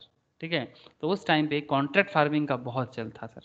इवन ये कॉन्सेप्ट भारत का एग्रीकल्चरल इकोनॉमी को बहुत टॉप लेवल में लेके गया था। ये मैं नहीं बोल रहा हूँ सर, हिस्ट्री बोल रहा है, हिस्ट्री बोल रहा है। आप जानते हो अशोका पिलर्स वैशाली में अभी भी आज भी जाओगे आपको दिखेगा। ठीक है, सारा का सारा है सर, कुछ भी चीज़ खत्म नहीं हुआ है। आप अभी भी चाहो तो जाके देख सकते हो। हाँ अरे देखो आयुष ने हाँ बोल दिया, आयुष वैशाली से ही है। अच्छा आयुष ये चीज़ हाँ देखा सर। है तो? हाँ हाँ सर, बहुत देख बार। बहुत बार देखा है। कहाँ पर है ये वैशाली में? सर जगह का ही नाम वैशाली है सर। वैशाली तो अभी वो तो अभी अभी वैशाली डिस्ट्रिक्ट का ऐसे हालत तो बहुत खराब बताते हैं, मतलब वहीं पर वैशाली डिस्ट्रिक्ट में जाने से ही दिख जाएगा। हाँ सर। अच्छा चलो सर कभी विजिट करेंगे, मौका मिले तो। मैं कभी गया नहीं सर, बट जाने का बड़ा मन है मुझे। बस ये नहीं है सर, वहाँ पे बहुत कुछ है सर। हाँ बहुत कुछ है, मैं सुना हूँ सर। वैशाली बहुत मतलब रिच था और भारत का बहुत बड़ा मतलब ये भी था। वहाँ से बहुत सारा किंग बना था और डेमोक्रेसी भी था, ये भी मैंने हिस्ट्री में देख रहे थे सर। लेकिन आज दुख का बात है कि मतलब वैशाली इंडिया का वन ऑफ दी मतलब सबसे गरीब डिस्ट्रिक्ट में से एक डिस्ट्रिक्ट काउंट होता है, जो एक टाइम पे गैंजेस के किनारे था और इतना बड़े बड़े राजा वहाँ से बना था और इतना पूरा देश का राजत्व हुआ था। फिर भी ये ऐसा नहीं अच्छा बात है, बट फिर भी चलो सर ज़्यादा हिस्ट्री में नहीं चलेंगे हम लोग। ठीक है, ये देखो सर मैं ये बात जो कर रहा था अर्थशास्त्र, ठीक है, कभी हो सके ना तो प्लीज़ अर्थशास्त्र को गो थ्रू करना और आपको पता चलेगा कैसे भारत का जो गोल्डन पीरियड था हमेशा से, मतलब ये पीरियड ऐसा पीरियड ना भारत में बहुत कम आया है, बट हाँ बहुत दिन तक था भी। ठीक है, अर्थशास्त्र या इकोनॉमिक्स एंशिएंट इंडियन संस्कृत में लिखा गया है economic policy and military strategy Kautilya का, हो सके तो प्लीज़ देखना। ठीक है, मैं थोड़ा बहुत कभी कभी पूरा नहीं पढ़ पाया बट कुछ कुछ चीज़ें मैं कोशिश करता हूँ कि यहाँ पर क्या बोला गया है। ठीक है, बार बार एक चीज़ बोला गया अवॉइड वार, ये अर्थशास्त्र में लिखा गया है सर। युद्ध से जितना हो सके मतलब इंडिया को भारत को दूर रहना चाहिए। ठीक है सर, ये अर्थशास्त्र में लिखा हुआ है। कुछ पॉइंट्स आपको सीरियसली बहुत मजा देगा। One can lose a war as easily as one can win, war is inherently unpredictable, war is also expensive, avoid war, try upaya, four strategies, then sadgunya, 6 forms of non-war pressure, understand the opponent and seek to outwit him, when everything fails resort to military force। जब सारा का सारा चीज़ fail कर जाए तभी युद्ध में आना चाहिए, उससे पहले कभी भी वार नहीं करना चाहिए। ये जो हम लोग बात बात में करता है ना, अरे पाकिस्तान इतना झमेला कर रहा है तो क्यों नहीं मार रहे हैं पाकिस्तान को, चाइना इतना झमेला कर रहा है तो क्यों ना झमेला मतलब मार दे चीन को। नहीं सर ऐसा नहीं होता। ठीक है, मतलब बात बात में वार एकदम अच्छा बात नहीं है, पूरा कंट्री खत्म हो जाएगा सर, पूरा कंट्री का जितना एसेट्स बना है ना सर सब खत्म हो जाएगा। कभी बात करेंगे सर, अगर आप लोग इकोनॉमिक्स सच में समझना चाहते हो सीरियसली, कभी आप लोगों के साथ थोड़ा बहुत तो बात मैं कर ही सकता। ऐसे ये सब बातें करता हूँ मैं कभी कभी, मन हो जाता है तो। ठीक है, फ्यूचर गुड्स के बारे में समझ आ रहा है सर? ठीक है, the contract for the sale of future goods is always an agreement to sell, it is never actual sale because a person cannot transfer what is not in existence। मतलब जो आपके पास अभी भी एग्जिस्ट नहीं है, मतलब जो चावल का अगर कॉन्ट्रैक्ट हो रहा है तो जो चावल बना ही नहीं है आप उसको ट्रांसफर कैसे कर दोगे, इसलिए फ्यूचर गुड्स माना जाएगा। 1000 quintals of potatoes to be grown on as field. ठीक है, ऐसे अपने वेस्ट बंगाल में पोटैटो बहुत जाना जाता है सर, वेस्ट बंगाल का पोटैटो बहुत जाना जाता है, नाम बहुत नाम है वेस्ट बंगाल का पोटैटोज का फॉर देयर क्वालिटीज़। क्वांटिटी भी तो बिहार में भी होता है, यूपी में भी होता है, बट क्वालिटीज़ के लिए तो जाना जाता है बंगाल का जो आलू है सर।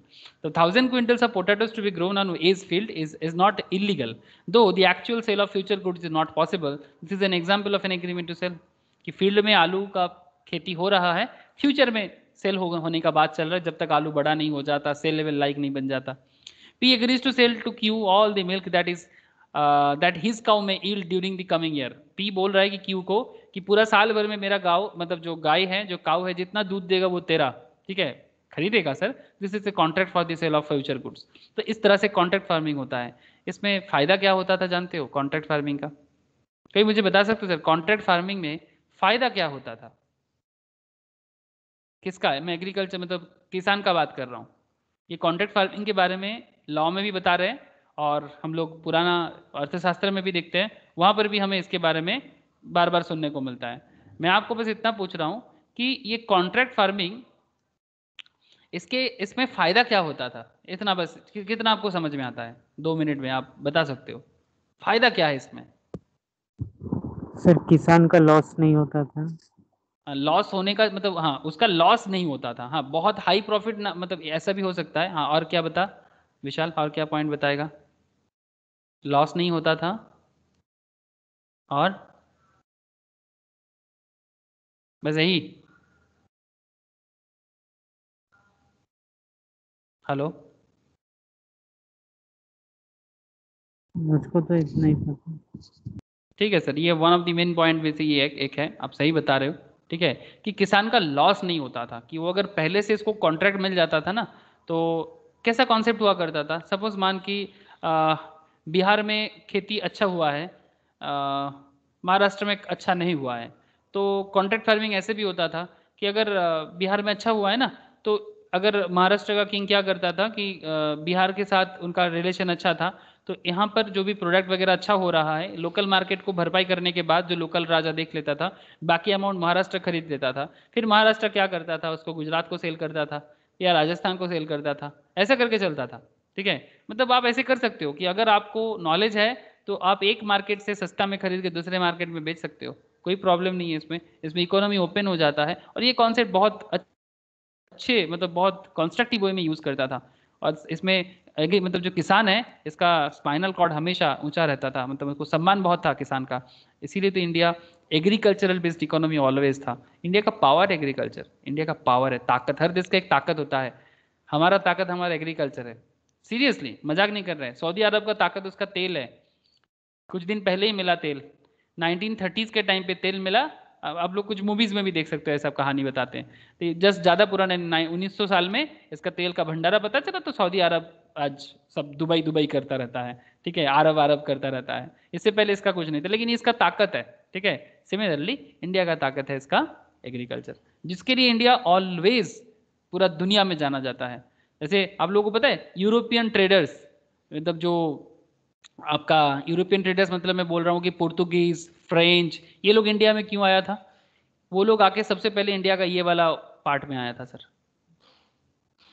स्पेशली मतलब यूरोपियन ट्रेडर्स का बात कर रहा हूँ मैं सर, मुगल वगैरह का बात नहीं कर रहा हूँ।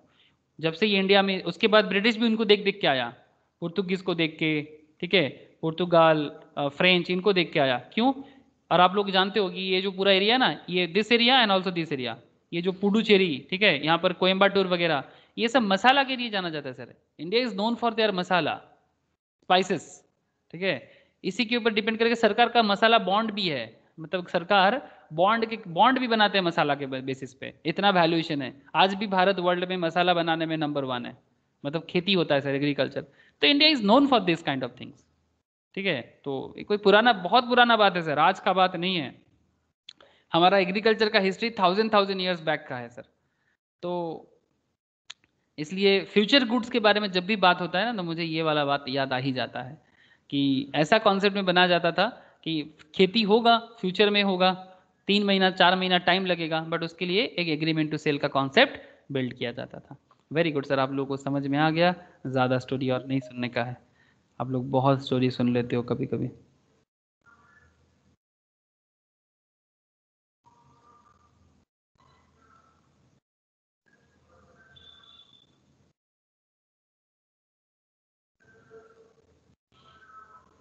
ओके, कंटिंजेंट गुड्स, ये क्या है सर? कंटिंजेंट गुड्स फटाफट सुन लो 2 minute. Contingent goods, the acquisition of which by the seller depends upon an uncertain contingency, uncertain event are called contingent goods. जैसे कि सेक्शन 6 सबसेक्शन 2, सेक्शन 6 सबसेक्शन 2 बता रहे कंटिंजेंट गुड्स के बारे में। Contingent goods also operate as an agreement to sell and not a sale so far as the questions of passing of property to the buyer is concerned. In other words, like the future goods, in the case of contingent goods also, the property does not pass to the buyer at the time of making the contract. Contingent मतलब जो future event पे depend करता है, पहला बात तो ये है, फ्यूचर इवेंट पे डिपेंड करता है। मैं आपको आगे बताता हूँ सर, फ्यूचर इवेंट पे डिपेंड करता है कंटिंजेंट गुड्स।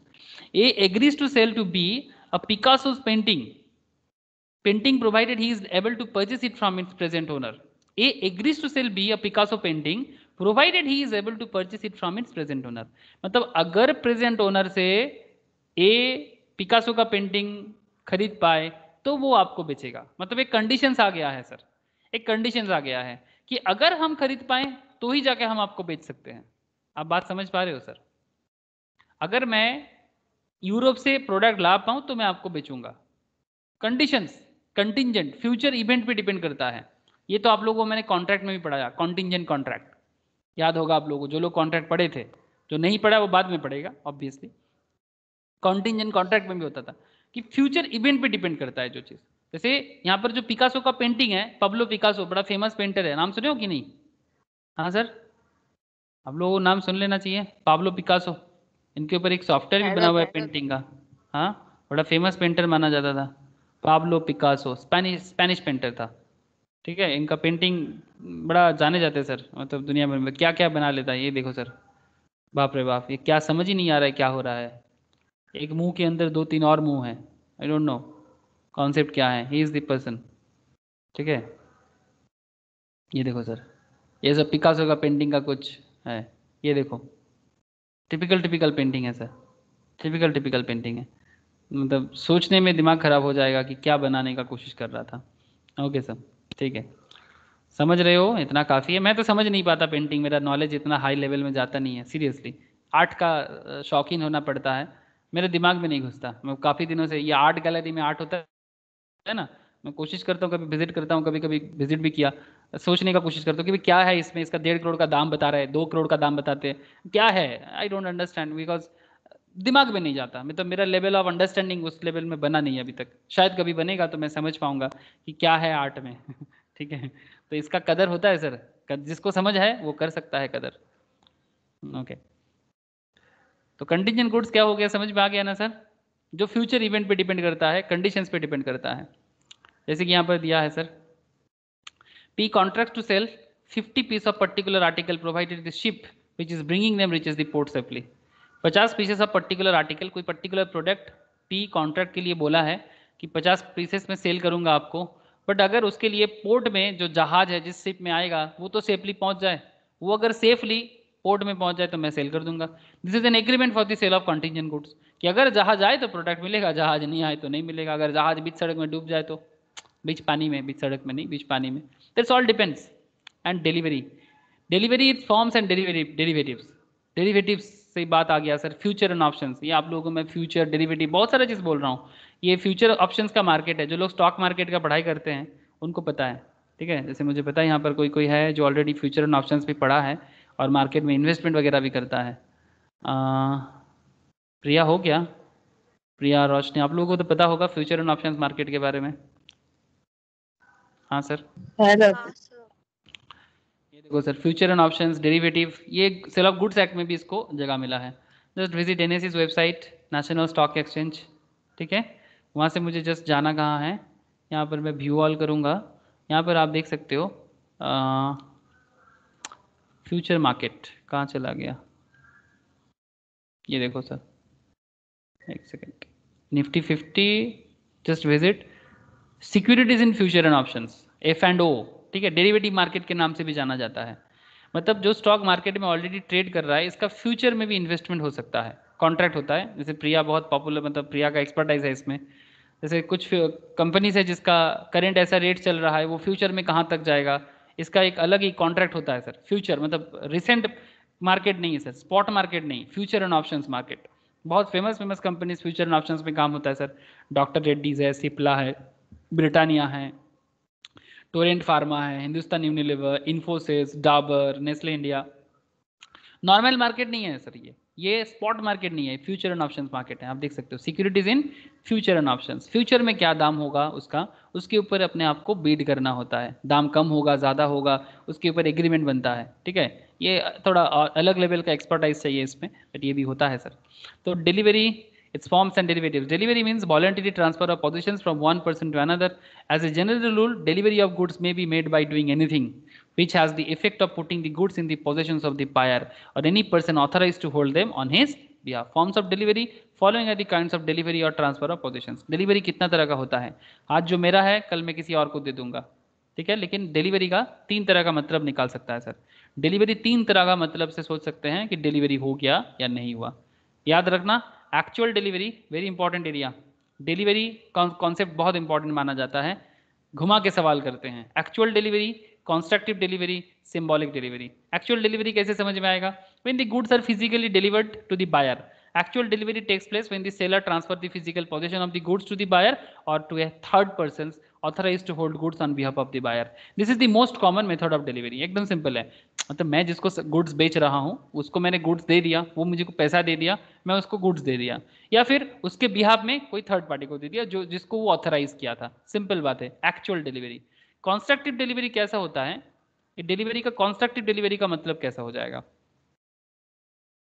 कंस्ट्रक्टिव का मतलब कुछ ऐसा हो जाएगा sir, when it is effected without any change in the custody or actual possessions of the things, as in the case of delivery by atonement, acknowledgement, where a warehouse man holding the goods, warehouse मतलब godown, ठीक है, specially dock वगैरह में होता है, port में, ठीक है, जहां warehouse होता है, warehouse man holding the goods of A agrees to hold them on behalf of B at A's request. A को एक्चुअली B को बेचना है, A अपना गुड्स B को बेचेगा, तो warehouse man उसको होल्ड कर रहा है। A agrees to hold them on behalf of B at A's request. A की रिक्वेस्ट में वो होल्ड कर रहा है कि आप उसको होल्ड करो, B आपसे आके लेके जाएगा। कॉन्स्ट्रक्टिव डिलीवरी मतलब ये पूरा का पूरा एक्नॉलेजमेंट के थ्रू से होगा, पेपर वर्क करके हो जाता है सर, पोर्ट में होता है, पोर्ट या एयरपोर्ट में ऐसा होता है कॉन्स्ट्रक्टिव डिलीवरी। मतलब जैसे ही वेयरहाउस मैन के हाथ में होल्ड हो गया किसी के रिक्वेस्ट में प्रॉपर एक्नॉलेजमेंट कॉपी के थ्रू से, तो उसको डिलीवरी हो गया है माना जाएगा सर, ठीक है। जैसे आप लोग जानते हो ना फ्लिपकार्ट वगैरह में आउट फॉर डिलीवरी, डिलीवरी हुआ कि नहीं हुआ। सिंबॉलिक डिलीवरी बड़ा इंटरेस्टिंग है, when there is a delivery of a thing in token or a transfer of something else, delivery of goods in course of transit may be made by handling over documents of title to goods like bill of lading or railway receipts or delivery orders. ये भी port में airport में होता है और या railways में होता है, और the key of a warehouse containing the goods is handed over to buyer. Where the actual delivery is not possible, there may be delivery of means of getting possessions of the goods. मतलब actual delivery हो ना हो, अगर आपके पास bill of lading हो, railway receipts हो, तो जिसके हाथ में होगा वो जाके उसको कलेक्ट कर सकता है। Bill of lading, railway receipt, ये सब बचपन में बिजनेस स्टडीज में होता था, ठीक है। जैसे यहाँ पर एक एग्जांपल है, देख लेते एक बार, आप लोगों को थोड़ा ज्यादा आइडिया आ जाएगा। Goods are said to be in deliverable state when they are in such a conditions that the buyer would under the contract be bound to take delivery of them. Section 2 subsection 3 example 12 बता रहे हैं, when a contract to sell timber and make bundles thereof, the goods will be in a deliverable state after A has put the goods in such a conditions. हाँ, timber को तो bundle करना है, एक timber नहीं होता, उस पर बहुत सारा टिम्बर्स होते हैं। और सिंबॉलिक डिलीवरी में क्या होगा ना, वो आपका बिल ऑफ लैडिंग मतलब डॉक्यूमेंट्स ऑफ टाइटल्स, ठीक है। मैं आपको दिखाता हूँ बिल ऑफ लैडिंग कैसे होता है देखने में। जिसके हाथ में बिल ऑफ लैडिंग होगा वो लेके एयरपोर्ट में या पोर्ट में जाएगा ना, तो उसके हाथ में डिलीवरी हो जाएगा, उसको सिंबॉलिक डिलीवरी बोलते हैं। वेयर हाउस मैन भी जा सकता है या कोई दूसरा बंदा, ठीक है। बिल ऑफ लैडिंग ऐसे एक डॉक्यूमेंट्स होते हैं, similar to railway receipts, bill of lading. ये देखो सर, ये इस तरह का देखने में एक होता है जो नावल चार्जेस मतलब स्पेशली पोर्ट वगैरह में होता है। इसमें पता चलता है कि किसका प्रोडक्ट है, कौन लेने आ सकता है, ठीक है। तो ये डॉक्यूमेंट्स के थ्रू से हो जाएगा कि अगर आपके पास डॉक्यूमेंट्स है तो डॉक्यूमेंट्स आ जाएगा ना, तो सिंबॉलिक डिलीवरी हो गया। फिर कलेक्ट करने के लिए एक दूसरा दिन जाना पड़ेगा। जैसे कि क्या लिखा है, बड़ा सिंपल लिखा है, it is receipt for the cargo being shipped which contains the shipment details and the parties involved. It may also act as a legal transportation contract. मतलब आपको अगर मिल गया ना बिल ऑफ लैडिंग का पेपर, मतलब ये सिंबॉलिक डिलीवरी हो गया, आपको सिंबॉलिक डिलीवरी हो गया। बस आपको जाके जिस दिन आप कलेक्ट करोगे उस दिन एक्चुअल डिलीवरी भी हो जाएगा। समझ में आ रहा है सर? हेलो, समझ में आ रहा है कि नहीं आ रहा है? अरे बोलो तो सही, हाँ ना कुछ तो। Yes sir. ठीक है, तो इस तरह से हम लोग डिलीवरी और उसका जो 3 फेमस फॉर्म्स है वो भी हम लोगों ने देखा, actual, constructive and symbolic. Very very important sir, बहुत बहुत वाइटल पॉइंट माना जाता है, ठीक है। Actual delivery, constructive delivery and symbolic delivery, ठीक है। अब मैं क्या बोलूँगा सर आप लोगों को कि इतना तक तो मैंने आप लोगों को आज पढ़ा दिया। आप लोग घर में बाकी का जो एरिया है एक बार प्लीज़ गो थ्रू करना। मार्केंटाइल एजेंट कौन होते हैं, प्रॉपर्टी का मतलब क्या बता के रखा है सेल ऑफ गुड्स एक्ट में, ठीक है, एज पर सेक्शंस, ठीक है। इंसॉल्वेंट के बारे में क्या बोला, प्राइस, क्वालिटी, एंड उसके बाद sale and agreement of sale का एक डिफरेंस है सर। आप लोगों को क्या करना है, ऐसे आप लोग समझ गए एग्रीमेंट टू सेल और सेल में डिफरेंस क्या है। जस्ट एक बार ये वाला डिफरेंस को एक बार गो थ्रू करना, ठीक है। What is sale and what is agreement to sell, please एक बार गो थ्रू कर लेना सर, बिकॉज मैंने कॉन्सेप्ट पूरा बता दिया आपको, transfer of property related, nature of contract related, remedies for breach and liability of the parties. आप कॉन्सेप्ट को एक बार समझ लेना कि what is the basic difference between sale and agreement to cell.